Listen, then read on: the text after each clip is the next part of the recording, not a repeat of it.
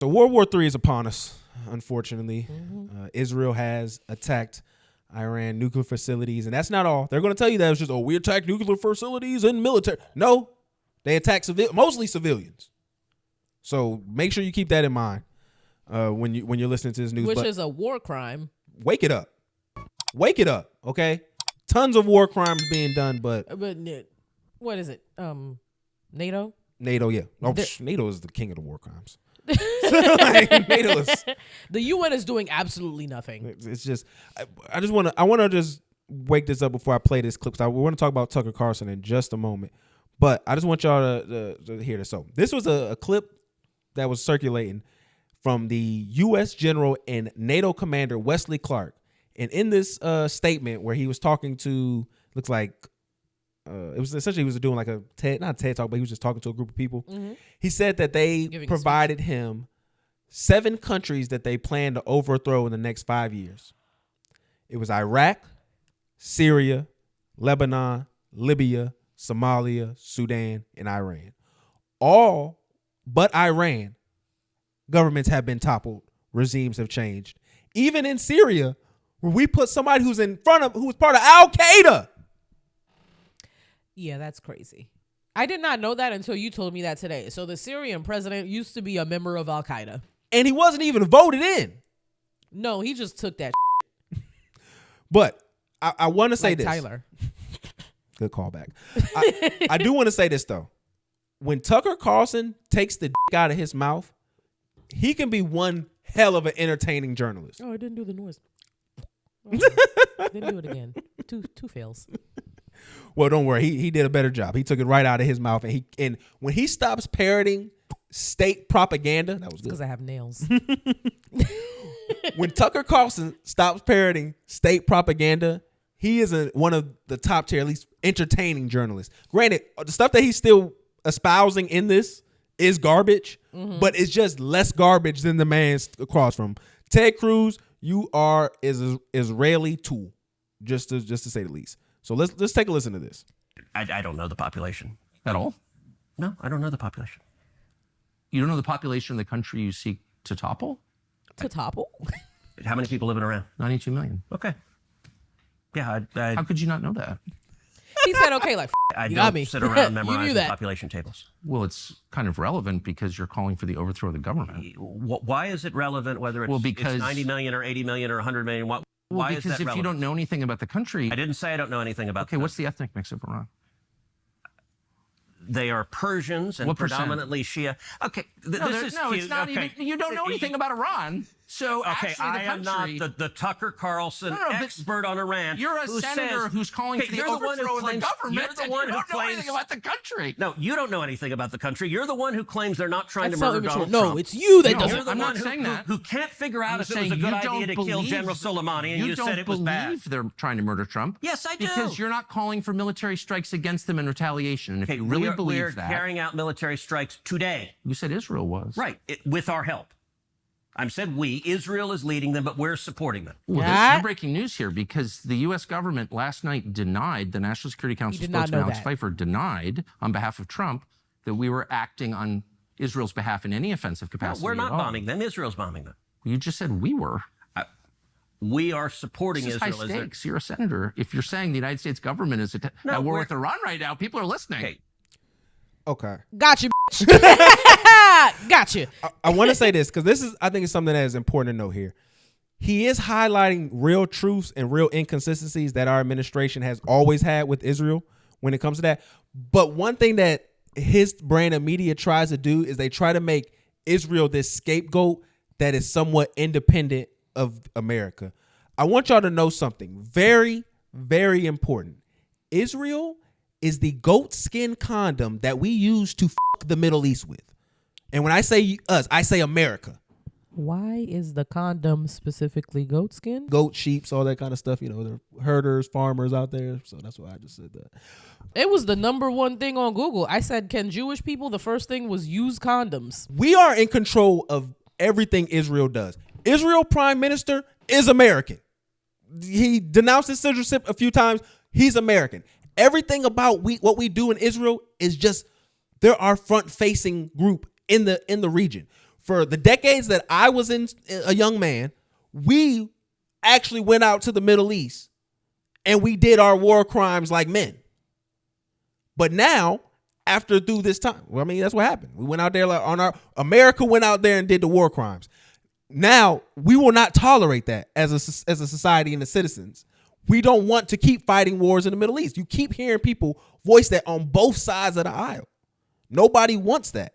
Mm-hmm. So now what do you have to do? Okay, we won't fight the wars, wink, wink, but we'll give our military aid to Israel, and then we'll do proxy between them. Israel is essentially they're trying to create the United States of Israel in the Middle East. That is their plan. All of this is about a lot of things, but the main stuff that they're trying to portray it is religion and all this other stuff, this hate. That's not what none of this is. All that is just for dumb people to justify this war, because it's really about these few things I'm going to explain. So here are some of the goals for the U.S.-Israel war and what's really going on. So they want to maintain the homogeneity of the area of the Middle East. Essentially, they want to stay in power and make sure that nobody else has a real influence.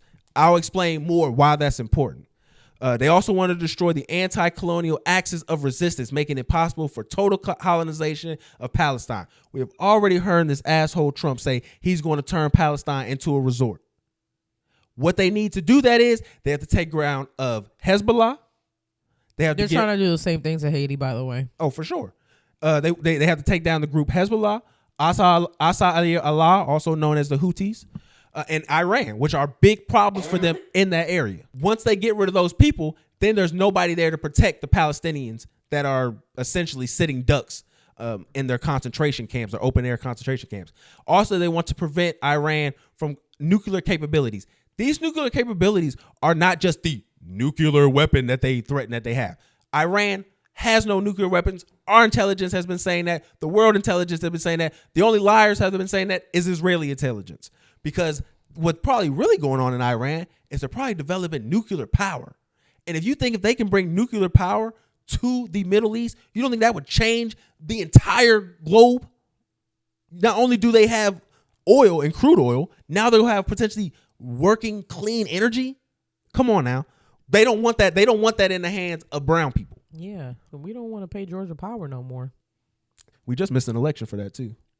You. Well, me.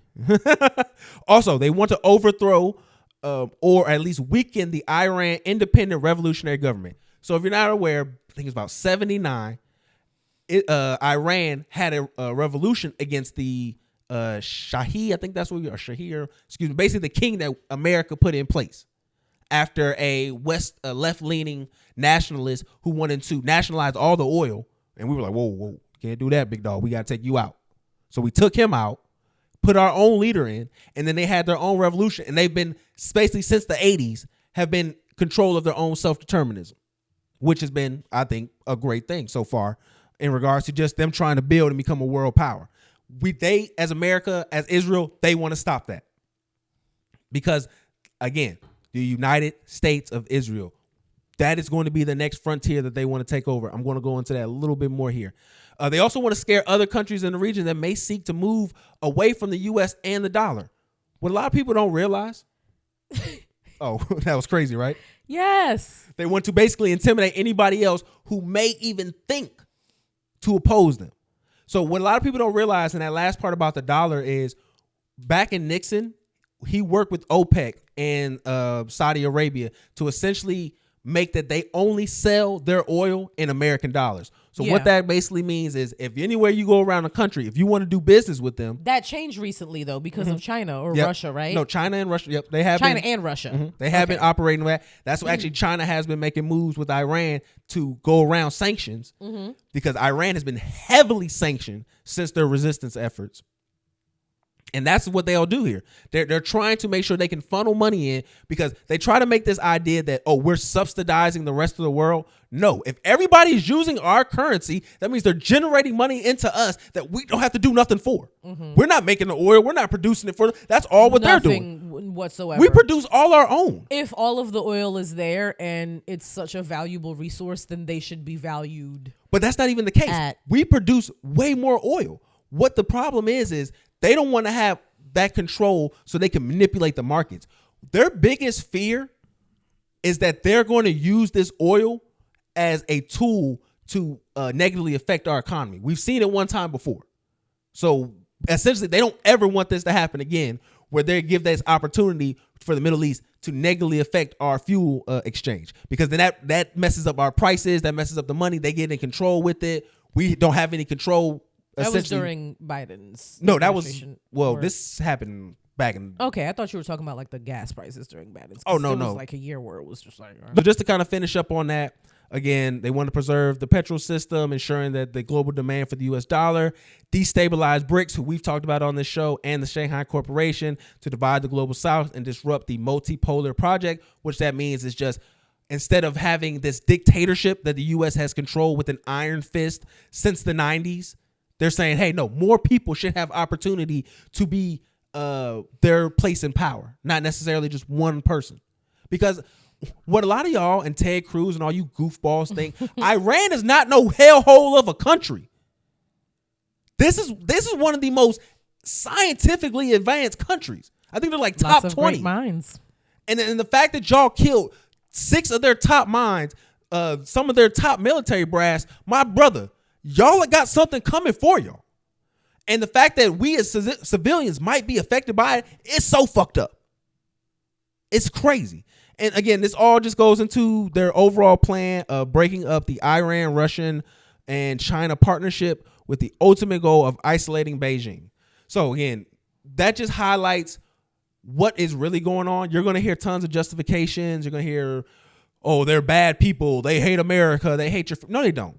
They don't give anything care. They don't give one red cent about your fucking freedom. They don't give a care. They don't give a damn about your freedom. I promise you. And I just want to say, as just somebody who, again, I've always appreciated your culture and your history, what they did to stand up for themselves, to see what this country has done. They had their foot on our necks from 1804 since now. It's really crazy. They meaning, the United States, because the Clintons, fuck y'all, and then also France, fuck y'all. But no, just for what you're just saying, for them to have done what they've done since the 80s and created the country that they have, maintained the government they have, they lost their president in a helicopter accident, I believe last year, under murky circumstances. Okay, I for one thing, I feel as though niggas who live in the mountains probably know how to fly a helicopter in the mountains. Probably, yeah. You can assume that they would. and the country that putting bombs and pagers, I don't think it's out of the realm of possibility. You messed up a little something going on with the schematics. You hit a laser on them and made the mess up the specs and whatnot. I would believe it. So all to go to say is this, man, and just to finish up here. The more and more I learn about this conflict and the more I learn about the world and how everything has kind of just been working in conjunction, my idea of 9/11 has changed. Oh, so do you no longer think that 9/11 was an inside job? I think it was you don't think Bush did it? I don't think it was an American inside job, no. The more and more I start to look into it, it feels like it was a Saudi Israeli operation to ensure conflict in the Middle East for the next half century. Because who benefited more? It did ensure conflict for damn sure. So I'm saying, like, who else benefited? The people who did it technically had Saudi passports. That's what we were told. Mm-hmm. Again, the Israel conflict has only 10 times increased. So, I mean, those two people have the most to benefit from what happened outside of our military industrial complex.